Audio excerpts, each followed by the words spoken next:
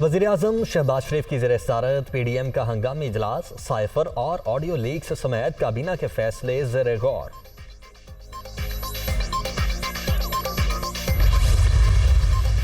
Army chief का मुद्दत पूरी होने पर सबकदोश होने का इंदिया, अपने वादे के मुताबिक अमल करेंगे। फौज ने खुद को सियासत से दूर कर लिया और इसी तरह दूर रहना चाहती है।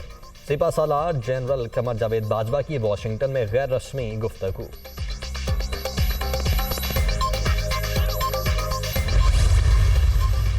और आर्मी चीफ कोई भी आए फर्क नहीं पड़ता, तकर्रुरी मेरिट पर होनी चाहिए। इमरान खान की लाहौर में सीनियर सहाफियों से मुलाकात में गुफ्तगू।